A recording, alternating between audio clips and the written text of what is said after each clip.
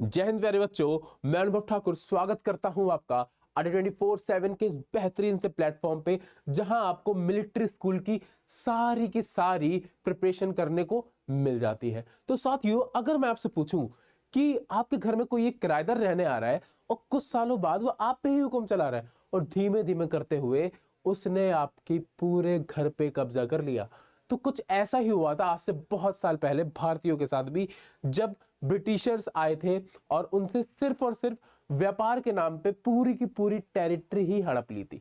तो आइए जानते हैं इसको एक सीधी सी टाइमलाइन में, ज्यादा समय इसमें व्यर्थ नहीं करेंगे क्योंकि हम इसमें आपको इस चैप्टर से रिलेटेड जितने भी पीवाईक्यूज आते हैं एग्जाम पॉइंट ऑफ व्यू से बहुत ज्यादा जरूरी होते हैं और जो मोस्ट रिपीटेड क्वेश्चंस है वो हम सब कवर इसमें करवाने वाले हैं। तो आइए बिना किसी देरी के स्टार्ट करते हैं। चलिए, अगर मैं बात करता हूं कि ये बात शुरू कहां से हुई, तो ये बात है 1498 की, 1498 की है, जब वास्को डिगामा नाम का कौन आया था?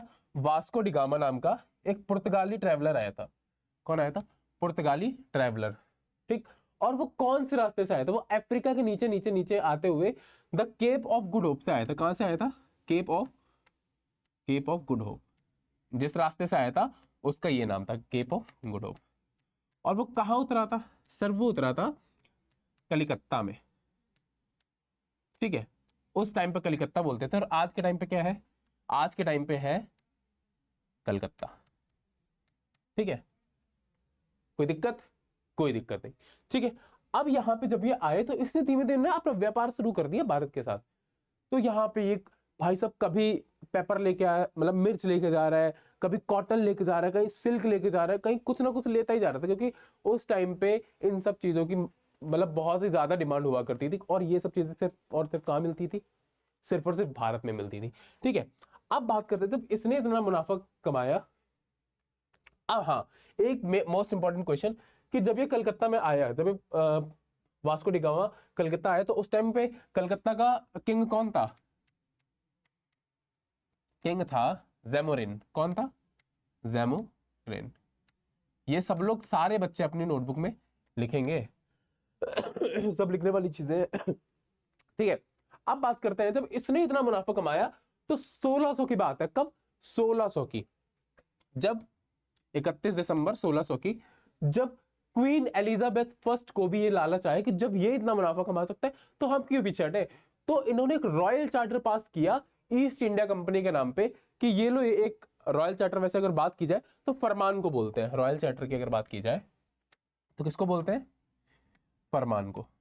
ठीक है, तो इन्होंने एक रॉयल चार्टर पास किया कि जाओ और तुम भी भारत में जाके व्यापार करो, जैसे कि ये पोर्तुगीज कर रहे हैं वैसे तुम भी करो जाके, और तुम्हारे पास ही ये मोनोपोली है। सिर्फ मोनोपोली का क्या मतलब आ जाता है कि वहां पे सिर्फ और सिर्फ तुम ही व्यापार कर सकते हो। मतलब यूरोप से सिर्फ ईस्ट इंडिया कंपनी, आईईसी का मतलब समझ लेना, यहाँ पे जो आईईसी लिखा है इसका मतलब है ईस्ट इंडिया कंपनी। ठीक है प्यारे बच्चों, ईस्ट इंडिया कंपनी। कोई दिक्कत? कोई दिक्कत नहीं। ठीक है, ईस्ट इंडिया कंपनी। तो मोनोपोली से ये समझ में आ जाता है कि भारत में जाके सिर्फ ईस्ट इंडिया कंपनी ही व्यापार कर सकती है, अदर कोई भी कंपनी वहां पे टांग नहीं अड़ाएगी। ठीक है, अब इनका जो मेन मोटो था वो क्या था? मतलब इनका भाई जो मेन मोटो था वहां पे ईस्ट इंडिया कंपनी का व्यापार करने का, वो मेन मोटो था मर्चेंटलिज्म। कौन था? मर्चेंटलिज्म।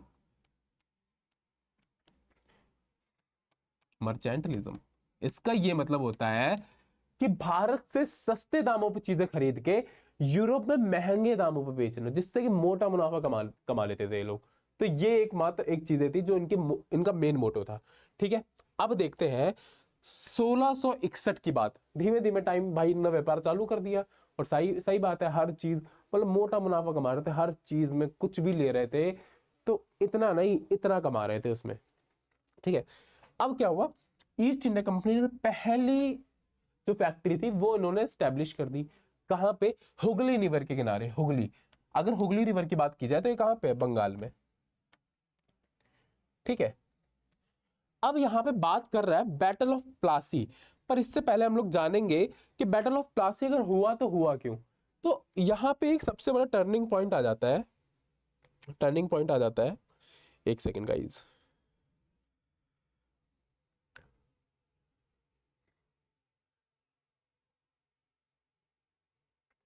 टर्निंग पॉइंट आ जाता है जब औरंगजेब की बात करेंगे हम लोग। किसकी? औरंगजेब।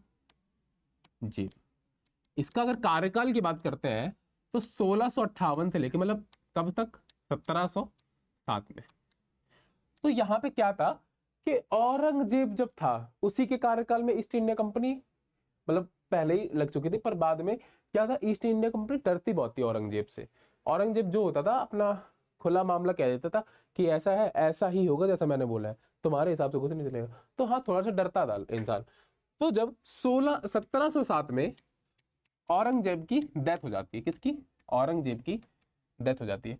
और औरंगजेब एकमात्र ऐसा किंग था मुगल शासन का जिसने ईस्ट इंडिया कंपनी को एक फरमान दिया था। क्या दिया था? फरमान दिया था। ठीक है, और ये फरमान क्या था? ये फरमान था कि तुम भारत में ट्रेड कर सकते हो, व्यापार कर सकते हो बिना किसी टैक्स के, मतलब कि duty free trade. Duty free trade, समझ गए?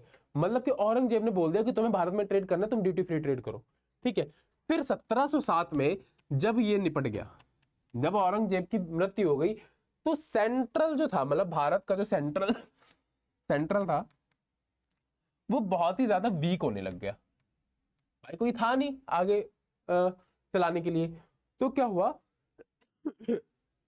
बंगाल के जो नवाब थे, भाई पहले तो औरंगजेब बैठा हुआ था तो बंगाल के नवाब कुछ बोल नहीं पाते थे। अब औरंगजेब निपट गया तो बंगाल के जो नवाब थे,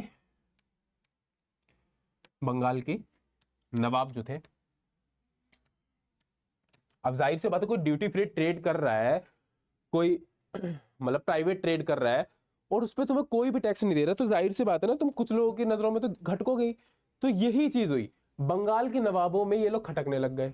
अब ये लोग सीधा सीधा प्रोटेस्ट कर रहे हैं ईस्ट इंडिया कंपनी के सामने कि ये चीज जो तुम कर रहे हो बहुत गलत कर रहे हो, कि तुम प्राइवेट ट्रेड पे भी हम लोग को टैक्स नहीं दे रहे हो। ठीक है, तो इस चीज का बहुत ही ज्यादा विरोध हुआ, इस चीज का बहुत ज्यादा विरोध हुआ कि हमें प्राइवेट चीज में भी तुम टैक्स नहीं दे रहे हो। तो इस चीज को लेके सिराजुद्दौला, बैटल ऑफ प्लासी में अगर बात की जाए तो उस टाइम बंगाल के नवाब कौन थे? बंगाल के नवाब अगर बात की जाए तो उस टाइम थे सिराजुद्दौला, सिराज उद दौला। तो ये सब चीजें इस तरीके से आपको बिल्कुल सीक्वेंस में मैंने लिखी है कि आपको याद रहे, और जितना मैं बोल रहा हूं उतना लिखना जरूर है। तो अगर बंगाल के नवाब की बात की जाए बैटल ऑफ प्लासी के टाइम पे, तो कौन थे? सिराजुद दौला। तो उन्होंने इस चीज का बहुत ही ज्यादा विरोध किया, प्रोटेस्ट किया कि काम करो, अब तुम मेरी बात नहीं मान रहे हो तो अब तुम्हें बताता हूँ क्या मैं क्या करता हूं। तो इन्होंने क्या किया, कलकत्ता का फोर्ट कब्जा लिया। किसने? सिराजुद्दौला ने। अब ये बात पता चली रॉबर्ट क्लाइव को, जो कि ईस्ट इंडिया कंपनी से थे। रॉबर्ट क्लाइव क्या किए, मद्रास से तुरंत उठ के अपनी पूरी सेना लेके आ गए इनके सामने प्रकट हो गए। अब बताओ क्या दिक्कत है भैया तुमको। अब इन्होंने जो मतलब जो इनकी बैटल थी वो ऐसे नहीं जीते ये, इन्होंने मतलब बहुत षड्यंत्र रच दिया एक तरीके से। कैसे? सिराजुद्दौला का जो सेनापति था, सिराजुद्दौला का जो सेनापति था, क्योंकि यहां पे देख लो, सिराजुद्दौला का जो सेनापति था,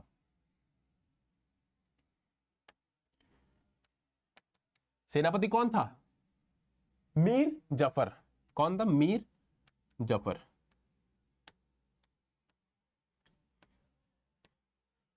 रॉबर्ट क्लाइव ने क्या किया, मीर जफर को लड्डू पकड़ा दिया कि काम करो तुम इस बैटल में हमारा साथ दे दो, अगले नवाब तुम ही होगे। तो बिल्कुल वैसे ही हुआ, मीर जफर ने इसको धोखा दे दिया। किसको? सिराजुद्दौला को धोखा दे दिया और ये निपट गए, बैटल हार गए, बिना लड़े ही जीत गए वो लोग। कौन? ईस्ट इंडिया कंपनी बिना लड़े ही जीत गए। और नेक्स्ट नवाब कौन बन गया? सिराजुद सॉरी कौन? मीर जफर। ठीक है, तो उस टाइम पे क्या हुआ, अब मीर जफर सिर्फ और सिर्फ नवाब नहीं बना, वो कठपुतली बन के रह गया कि सिर्फ नाम का ही था। मतलब जो भी था नवाब वो सिर्फ नाम का ही था, बाद बाकी जितना भी काम करता था वो कौन करता था? East India company. अब ये चीज मीर कासिम को नहीं अच्छी लगी। अब आप कहोगे सर मीर कासिम कौन था? मीर कासिम जो था वो कौन? दामाद था मीर जफर का, सन इन लॉ था। ठीक है, तो ये चीज को बहुत बेकार लगी मीर कासिम को कि ये हर चीज में टांग अड़ा रहे हैं ईस्ट इंडिया कंपनी वाले, हम लोग को कुछ करने ही नहीं दे रहे। तो मीर कासिम ने भी इस चीज का विरोध किया कि ऐसा नहीं चलने देंगे भैया। अब इनकी भी जब बात नहीं मानी गई तो इन लोगों ने एक पूरी प्लानिंग करी, किसने, मीर कासिम ने, अवध के नवाब ने, ठीक है, और किसने, शाह आलम सेकंड जो कि मुगल एम्पायर से थे। किसने किसने, इतना सब लिख लो, ठीक है, सब लोग लिख लो इतना, ठीक है। अब यहां से मैं बताता हूं कैसे क्या मामला हुआ, देखो, ठीक है। अब बात करते हैं बैटल ऑफ बक्सर की। जब बैटल ऑफ बक्सर की,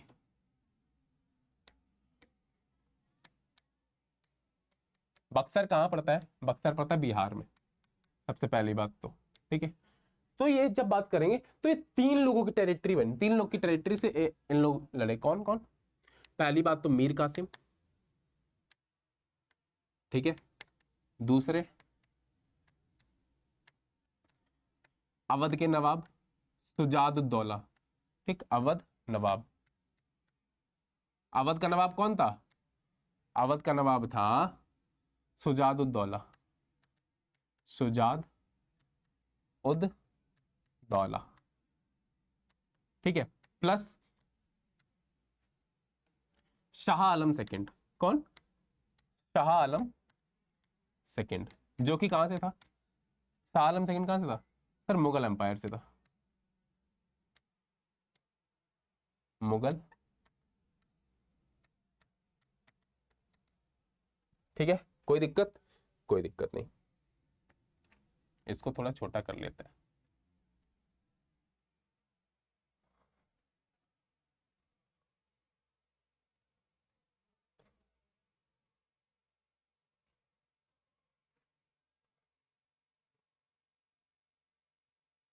ठीक है, अब देखते हैं कि इन, ये तो थे ही, ये 3 लोग थे।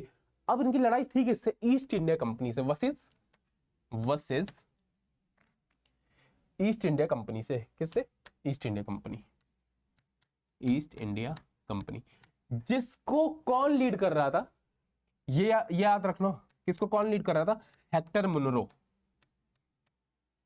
Hector Munro. जैसे बैटल ऑफ प्लासी में रॉबर्ट क्लाइव उसको कर रहे थे, वैसे बैटल ऑफ बक्सर में कौन कर रहा था, हेक्टर मुनरो, ठीक है। तो ये स्पेसिफिक पॉइंट्स हैं जो आपको याद होने चाहिए।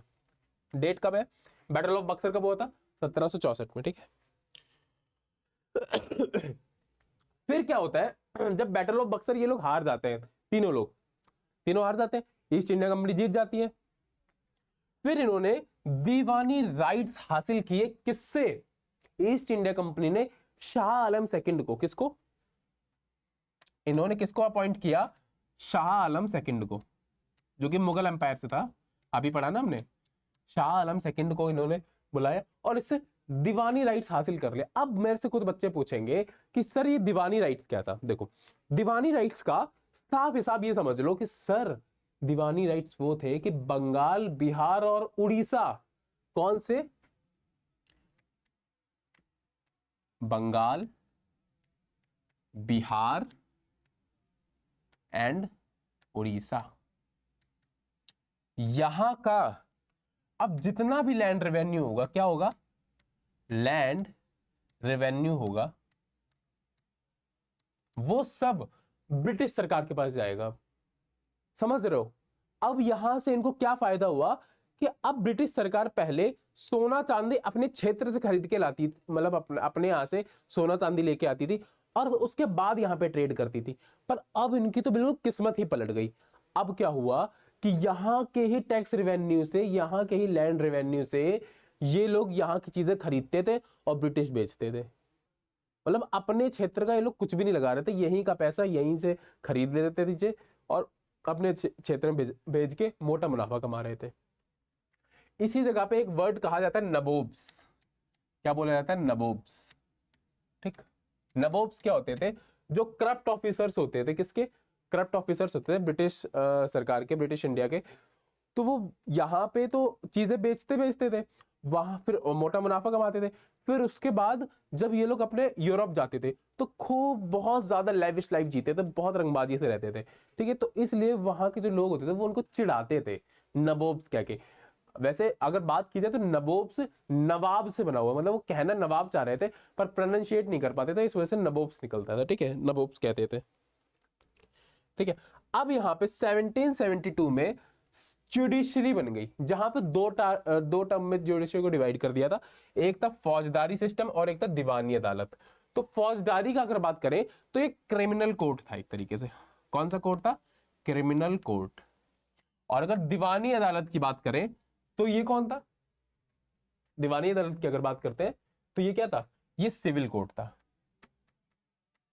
सिविल कोर्ट मतलब कि ये क्राइम्स, जो फौजदारी था ये क्राइम्स देखता था, और ये जो आपका क्या दीवानी अदालत था ये सिविल और टैक्स रेवेन्यू जितने भी होते थे ये सब देखते। पर इसको कौन संभालता था? इसको देखता था कौन? आपके जो ब्रिटिश ऑफिशियल्स होते थे वो। और क्रिमिनल कोर्ट को कौन देखता था? इसको देखता था कौन? डिस्ट्रिक्ट मजिस्ट्रेट, ठीक है। चलिए अब बात करते हैं 1773। टर्निंग पॉइंट ये भी है, मेन पॉइंट है, मतलब एक तरह से मतलब 1773 इतना ज्यादा उसमें इस चर्चा में इस वजह से रहता है, इस टाइम पे रेगुलेटिंग एक्ट आ गया था। इसको कौन लेके आया था? लॉर्ड नॉर्थ लेके आया था। रेगुलेटिंग एक्ट को लेके आया था लॉर्ड नॉर्थ, ठीक। अब इसमें क्या हुआ? इसमें लिखा हुआ है 1773 में क्या हुआ था? रेगुलेटिंग एक्ट आया था और establish the supreme court at Calcutta. पर 1773 में कलकत्ता में सुप्रीम कोर्ट नहीं बना था। कब बना था? 1774 में बन गया था। क्या बना था? सुप्रीम कोर्ट बना था 1774 में, ठीक है। कोई दिक्कत? कोई दिक्कत? कोई भी दिक्कत नहीं। चलिए अब बात करते हैं 1798। सर 1798 में सब्सिडरी एलियांस आ गया था, जिसको लॉर्ड वेलेस्ली लेके आया था। कौन लेके आया था? ये जरूर लिख लेना, क्योंकि ये आता ही है भाई। बच्चों कुछ भी कर लो, इस क्वेश्चन से भाग नहीं सकते हो। आप अभी तैयारी कर रहे हो मिलिट्री स्कूल्स की, आगे भी चल के आप किसी भी उसमें सीनियर किसी भी पोस्ट का एग्जाम दोगे ना, तो भाई साहब ये क्वेश्चंस आते हैं। तो अभी अगर आप पढ़ लोगे तो ज्यादा अच्छा रहेगा। इसको लेके आया था Lord Wellesley,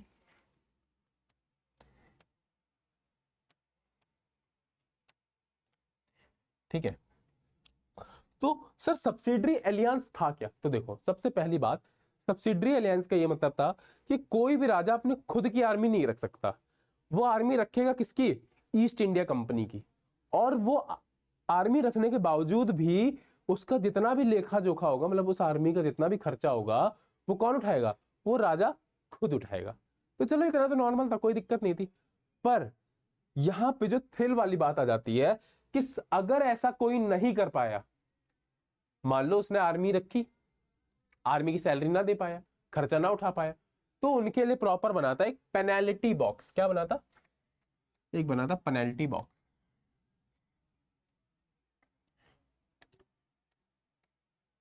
penalty box, penalty box क्या था कि यदि कोई, अगर कोई भी किंग ये सब करने में असमर्थ रहता है, मतलब ऐसा नहीं कर पाता है, तो उसकी टेरिटरी का एक बहुत बड़ा हिस्सा ईस्ट इंडिया कंपनी के हिस्से में चला जाएगा।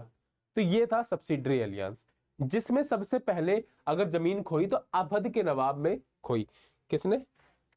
1801 में अवध के नवाब ने अपनी टेरिटरी इसीलिए खो दी, मतलब उसकी टेरिटरी का एक बहुत बड़ा हिस्सा ईस्ट इंडिया कंपनी के हिस्से में चला गया था, ठीक है। अब बात करेंगे पैरामाउंटेसी पॉलिसी इंट्रोड्यूस्ड। तो अगर पैरामाउंटेसी की बात करते हैं तो ये लेके आया था लॉर्ड हेस्टिंग्स। कौन लेके आया था? Lord Hastings. ये नाम सबके याद रखना, नाम और साल, नाम और ईयर तो सबको रटे होने चाहिए। तो पैरामाउंटेसी का ये मतलब होता है सबसे पीक, मतलब सबसे बड़ा, जिसको कहते हैं पैरामाउंट, ठीक। तो उसी से ये वर्ड बना पैरामाउंटेसी। इसका क्या मतलब था? जब 1813 में पैरामाउंटेसी इंट्रोड्यूस किया गया तो इसका यह मतलब था कि ईस्ट इंडिया कंपनी ने भारतीयों को यह दिलासा दिलाया कि तुम्हारे जितने भी राज्य हैं भारत में, उन सबसे ज्यादा अगर किसी की सबसे ज्यादा पावर है तो किसकी है? हमारी ईस्ट इंडिया कंपनी की। हम सबसे सर्वोच्च है, तुम्हारा कोई भी राज्य इतना पावरफुल नहीं है कि वो हमारी टक्करी कर पाए। तो ये था पैरामाउंटेसी का मतलब। तो इसका विरोध किया, किसने किया? इसका विरोध किया कर्नाटक के, किसके, ऐसे लिख लो,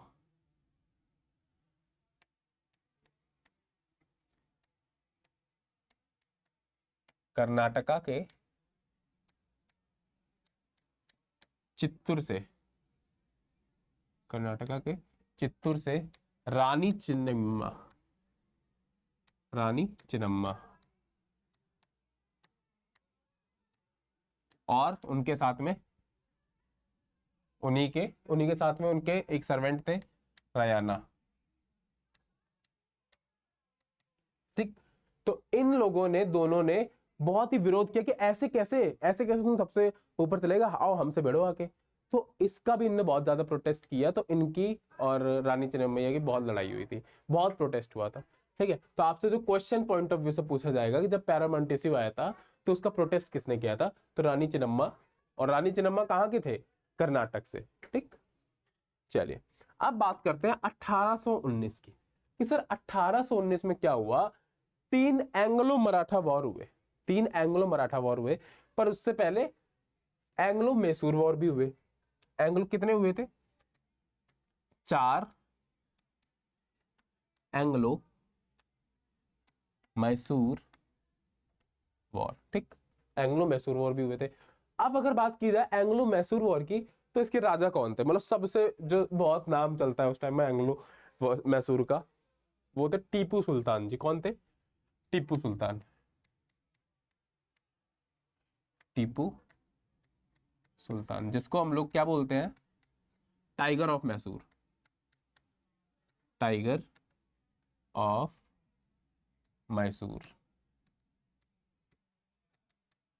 ठीक है, यहां तक किसी को कोई भी दिक्कत नहीं होनी चाहिए। चलिए अब बात करते हैं 1843 की, जब ईस्ट इंडिया कंपनी ने क्या किया? अनेक्स्ट, मतलब कि सिंध जो था, जो पाकिस्तान में सिंध है, उसको हड़प लिया। कैसे हड़प लिया भाई साहब? इनके मन में एक बहुत ही बड़ा डर था कि कहीं ऐसा ना हो कि अफगानिस्तान के रास्ते रशिया खुद चल के आ जाए यहाँ पे। रशिया की सेना जो है, ऐसा ना हो कि अफगानिस्तान के रास्ते वो भारत में घुस जाए। और रशिया पावरफुल तो थी, तो इस वजह से ये लोग मतलब अपने डर के चक्कर में इन्होंने एंग्लो अफगान वॉर स्टार्ट किया। कौन सा? एंग्लो अफगान वॉर, जिसमें क्या किया इन्होंने? अफगानिस्तान हासिल किया ही किया, साथ में सिंध भी बाजी मार दी इनने, सिंध की भी बाजी मार दी। अब क्या हुआ? 1848 से लेके 1856 के बीच में आया एक बहुत ही बड़ा दिमाग, बहुत ही बड़ा षड्यंत्र जिसको कह सकते हो, और बहुत ही ज्यादा चालाक वाली चीजें, चालाकी वाली जो चीजें होती हैं वो आई, जिसको बोलते हैं doctrine of lapse. Doctrine of lapse का क्या मतलब आ जाता है? ये पहली बात तो नाम याद रखो कि डॉक्ट्रिन ऑफ लैप्स आया था लॉर्ड डलहौजी के द्वारा, लॉर्ड डलहौजी लेके आया था। और डॉक्ट्रिन ऑफ लैप्स से हम लोग ये समझते हैं कि सर उस टाइम पे इनका ये कहना था कि अगर कोई राजा है और उसकी कोई सगी संतान नहीं है, मतलब उसका कोई सगा बेटा नहीं है अगर, तो उसकी जितनी भी संपत्ति है वो ईस्ट इंडिया कंपनी के नाम हो जाएगी अपने आप ही। सॉरी, बट अगर उसका क्या, वो कौन स्टेपसन है, अगर स्टेपसन का मतलब समझ रहे हो ना, मतलब खुद का बेटा नहीं हो, अडॉप्ट किया हुआ बेटा अगर है, अगर उसको वो देना चाहे तो नहीं दे सकता है। तो ये मामला था उस टाइम पे।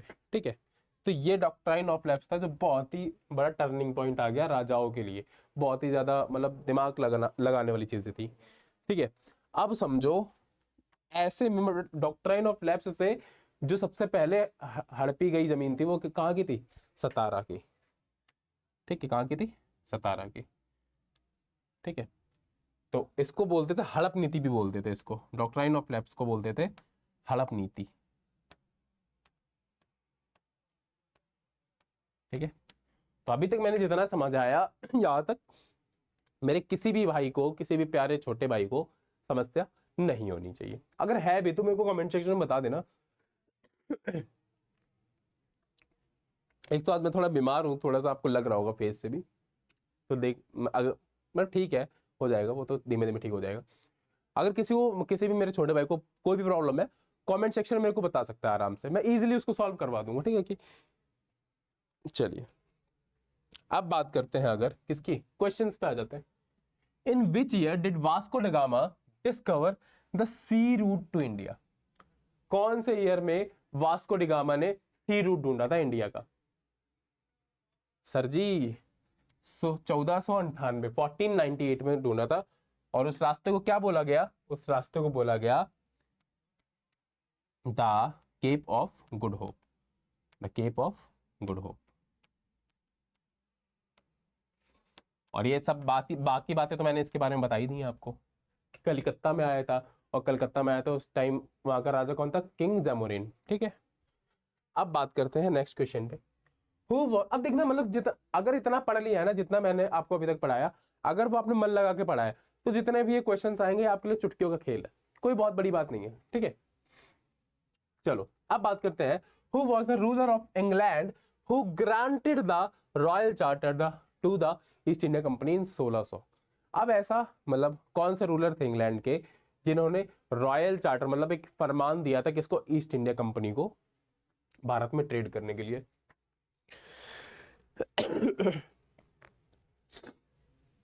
ठीक है, तो वो थे किंग एलिजाबेथ फर्स्ट। अब बात करते हैं किंग जॉर्ज थर्ड। तो किंग जॉर्ज थर्ड कौन था? ये एक ऐसा शासक था जिसने यूएसए पे लास्ट में राज किया था, किंग जॉर्ज थर्ड। इसी से रिलेटेड क्वेश्चन आप लिख सकते हो, यूएसए आजाद कब हुआ था? यूएसए का लास्ट रूलर था ये। ठीक है, लास्ट रूलर ऑफ यूएसए। ठीक है, 1776 में इसने यूएसए को आजादी दी थी। कब दी थी? 1776 में। अब इसी से रिलेटेड एक क्वेश्चन, 1787 में यूएसए ने अपना कॉन्स्टिट्यूशन बनाया। यूएसए ने अपना कॉन्स्टिट्यूशन बनाया। ठीक है, कोई दिक्कत नहीं। चलिए अब बात करते हैं। The first English factory in India was set up on the bank of which river? मतलब जो पहली ईस्ट इंडिया कंपनी की जो फैक्ट्री थी वो कब? पहली बात तो ईयर याद रखेंगे, 1651 में जब बनाया था। तो कहाँ पे, कौन सी रिवर के किनारे? तो सर हुगली रिवर के किनारे। और हुगली रिवर कहाँ है? हुगली रिवर है आपका बंगाल में। ठीक है, कोई दिक्कत नहीं। चलिए अब बात करते हैं। Which Mughal empire issued a farman granting the East India Company to right to trade of duty free trade? अभी बताया मैंने, अभी जो मैंने पढ़ा है उसी में बताया। ऐसा कौन सा मुगल एम्पायर का राजा था जिसने ड्यूटी फ्री ट्रेड करने का फरमान दे दिया था? कौन था बताओ? औरंगजेब। कौन था? औरंगजेब। अकबर आ गया। अकबर का कार्यकाल क्या था? 1565 से लेके 1605 तक। ठीक है, औरंगजेब का 1658 से लेके 1707 तक। ठीक है, तो कार्यकाल याद रखना सबके। चलिए अब बात करते हैं। The famous battle of Plassey was fought in which year? अरे इजी सा क्वेश्चन है बाबू, ऐसे फेंक के मार दोगे? बिल्कुल जरा सा क्वेश्चन है ये तो। सर जी ये था 1757। और बैटल ऑफ प्लासी के टाइम पे वहां का नवाब कौन था? बंगाल का नवाब कौन था? सर जी सिराजुद्दौला। कौन थे? सिराज उद दौला। कोई भी दिक्कत नहीं। चलिए अब बात करते हैं। Who led the British army in the battle of Plassey against Nawab Sirajuddaula? मतलब कि सिराजुद्दौला से ईस्ट इंडिया कंपनी से तो लड़ने आया था, पर ईस्ट इंडिया कंपनी के नेतृत्व से कौन लड़ने आया था? वो आया था रॉबर्ट क्लाइव। कहां से आया था? मद्रास से आया था। ठीक है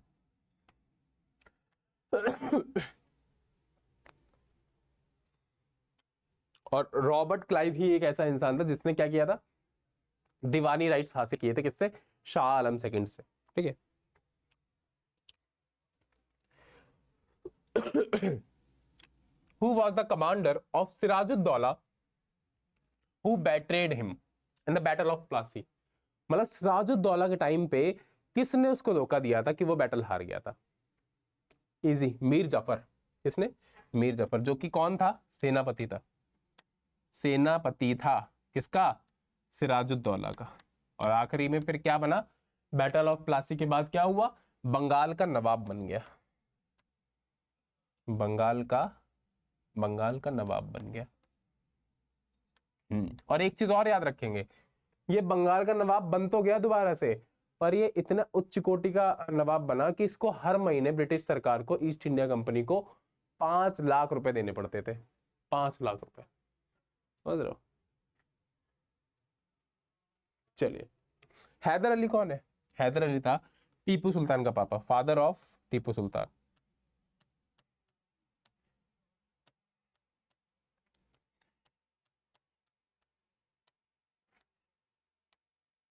टीपू सुल्तान, ठीक है। चलो अब बात करते हैं, in which year was the battle of Buxar fought? Battle of Plassey के बाद बैटल ऑफ बक्सर है। देख लो, पहली बात तो एल्यूमिनेशन में बैटल ऑफ प्लासी इतने में लड़ा गया था, तो ये तो गलत हो गया। 61 में भी गलत है, 73 में भी गलत है। 73 में तो रेगुलेटिंग एक्ट आया था। क्या आया था? Regulating act.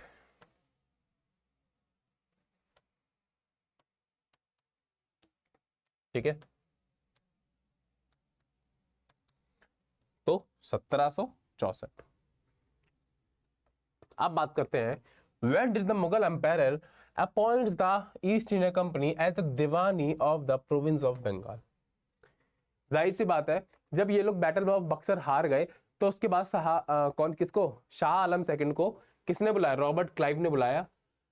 Sorry, Robert Clive ने, हेक्टर मनरो ने बुलाया। ठीक है, ठीक है।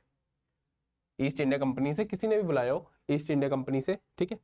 कब बुलाया था सर? बैटल ऑफ बक्सर तो तभी हुआ था, इसके हारने के बाद ही बुलाएंगे। बैटल ऑफ बक्सर था, ठीक है। अब एक क्वेश्चन मेरी तरफ से लिखो कि बैटल ऑफ प्लासी कौन सी रिवर के किनारे हुआ था? बैटल ऑफ प्लासी कौन सी रिवर के किनारे हुआ था? वो हुआ था भागीरथी रिवर के किनारे। भागीरथी रिवर के किनारे, ठीक है। तो ये याद रखना। चलो, बैटल ऑफ बक्सर समझ में आ गया। तो बैटल ऑफ बक्सर तो आया था 1764 में। अब बैटल हारने के बाद में ही दीवानी राइट हासिल किए थे, ठीक है। तो 57 होगा नहीं, क्योंकि ये 64 से पहले है। 72 भी नहीं होगा, ठीक है। तो क्या होगा? 1765 में, ठीक। 1765 सही आंसर होगा। अब बात करते हैं, who introduce the policy of subsidiary aliens? मैंने इस पे बहुत ज्यादा जोर डाला था। मुझे बताओ, सब्सिडरी एलियंस कौन लेके आया था? भाई साहब, सब्सिडरी एलियंस लेके आया था लॉर्ड वेलेस्ली, ठीक है। लॉर्ड डलहौजी क्या लेके आया था सर? लॉर्ड डलहौजी लेके आया था doctrine of lapse. Doctrine of lapse, ठीक है। और लॉर्ड हेस्टिंग्स क्या लेके आया था? पैरामाउंटेसी।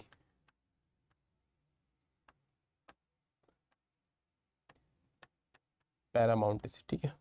चलो अब बात करते हैं, which ruler is famously known as tiger of Mysore? अभी मैंने बताया, ये हालांकि स्लाइड में नहीं था, पर मैंने एक्स्ट्रा इंफॉर्मेशन बताया था ना। टाइगर ऑफ मैसूर किसको बोलते हैं भाई? टाइगर ऑफ मैसूर बोलते हैं टीपू सुल्तान को। हालांकि ये जब लड़े थे फोर्थ एंग्लो मैसूर वॉर, कब लड़े थे? फोर्थ एंग्लो मैसूर वॉर जब ये लड़े थे तो इनकी डेथ हो गई थी। कैसे हो गई थी? इनकी डेथ हो गई थी अपनी डिस्ट्रिक्ट, इनकी जो डिस्ट्रिक्ट थी श्रीरंगपट्टनम, श्रीरंगपट्टनम, मतलब वहीं पे, मतलब श्रीरंगपट्टनम डिस्ट्रिक्ट को बचाते बचाते इनकी मृत्यु हो गई थी, ठीक है। और एक चीज हमेशा याद रखेंगे, एक सेकेंड, एक चीज हमेशा याद रखेंगे कि श्रीरंगपट्टनम जो था वो थर्ड बैटल मतलब थर्ड एंग्लो मैसूर वॉर जो था, थर्ड एंग्लो मैसूर वॉर जो था, उसी में इसकी घेराबंदी हो गई थी। घेराबंदी तो कब हो गई थी? थर्ड एंग्लो मैसूर वॉर में हो गई थी। पर किसकी? इनकी टीपू सुल्तान की जो मृत्यु हुई थी, टीपू सुल्तान की जो मृत्यु हुई थी फोर्थ एंग्लो मैसूर वॉर में हुई थी, श्रीरंगपट्टनम को बचाते बचाते। ठीक है, बचा लिया था आखिरी में, पर इनकी मृत्यु हो गई थी। ठीक है, in which battle did Tipu Sultan die defending his capital? अब देखो वही सेम क्वेश्चन आ गया, मतलब अपनी कैपिटल को बचाते बचाते ये चले गए थे। कौन सा? Fourth Anglo Mysore war. ठीक है, चलिए अब बात करते हैं the treaty of Salbai. The treaty of Salbai थी 1782 की, ये कौन से वॉर को रोकने के लिए थी? ट्रीटी ऑफ सालबाई इसलिए थी, मतलब एक वॉर चल रहा था उसको रोकने के लिए थी। और तो कौन सा वॉर चल रहा था सर? वो था first Anglo Maratha war. First Anglo Maratha war को रोकने के लिए ट्रीटी ऑफ सालबाई आई थी। ठीक है, अब बताओ who introduce the policy of paramountcy? Easy question, हल्का बिल्कुल, ऐसे चुटकियों में उड़ा दे इंसान। Lord Hastings. देखो बच्चे बहुत ज्यादा कंफ्यूज हो जाते हैं लॉर्ड हेस्टिंग्स में और वॉरेन हेस्टिंग्स में। तो अगर लॉर्ड हेस्टिंग की बात करते हैं तो ये पैरामाउंटेसी लाया था। ठीक है, वो तो पता ही है, पैरामाउंटेसी लाया था।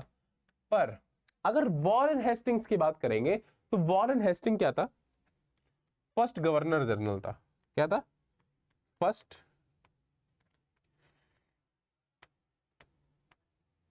Governor general of British India. ठीक है, तो इन दोनों में बिल्कुल भी कंफ्यूज मत होना। वॉरेन हेस्टिंग जो था वो first governor general of British India था। ठीक है, चलिए हाँ, गवर्नर जनरल क्या होता है? सबसे बड़ी बात, गवर्नर जनरल होता है कोई भी सबसे बड़ा अधिकारी, सबसे बड़ा ऑफिशियल जिसको कह सकते हो, सबसे बड़ा ऑफिशियल यही होता था, गवर्नर जनरल। ठीक है, अब बात करते हैं रानी चेन्नम्मा। देखो सेम क्वेश्चन आ गया।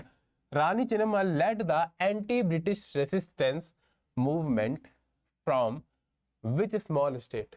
मतलब कि कौन से छोटे से स्टेट से उन्होंने ब्रिटिश को प्रोटेस्ट किया था, मतलब रेसिस्ट किया था, रेसिस्टेंस क्रिएट किया था? सर जी अभी बताया आपने, कित्तूर, कर्नाटक के कित्तूर से। ठीक है, चलो अब बात करते हैं who divide the expansionist policy called doctrine of lapse. इसी को हम लोग हड़प नीति भी बोलते हैं। ठीक है, कौन? लॉर्ड डलहौजी लेके आया था। और इसका क्या मतलब था? इसका यह मतलब था कि यदि कोई राजा, उसकी कोई संतान नहीं है, तो उसके मरने के बाद उसकी पूरी प्रॉपर्टी, उसकी पूरी टेरिटरी किसके पास हो जाएगी? ईस्ट इंडिया कंपनी के पास। और अगर तुम कोई सन अडॉप्ट करना चाहते हो, गोद लेने वाले बच्चे को जमीन देना चाहते हो, तो ऐसा पॉसिबल नहीं है। ठीक है, which was the first kingdom annexed under the doctrine of lapse? सबसे पहले हड़प नीति के तहत कौन सा जो कैपिटल था वो झांसे में आ गया? कौन सा ऐसा कैपिटल था सबसे पहले शिकार बना इसका? सतारा, 1848। ठीक है, इन 1856 Awadh was annexed by the British on the grounds of. हाँ, अब एक ऐसी स्टोरी आ जाती है जहां पे अवध जो था वो भी ईस्ट इंडिया कंपनी के अंडर हो जाता था, जबकि ऐसा कुछ भी नहीं था कि उनका, उसके राजा के पास कोई संतान नहीं थी। संतान थी, उसके बाद भी ईस्ट इंडिया कंपनी ने उसकी जमीन हड़प ली। क्यों? सिर्फ ये बता के कि वहां पे मिस गवर्नमेंट चल रही है, मतलब वहां की जो गवर्नमेंट है वो अच्छे से वहां की गवर्नमेंट नहीं चला पा रही है, मतलब अपनी प्रजा को खुश नहीं रख पा रही है।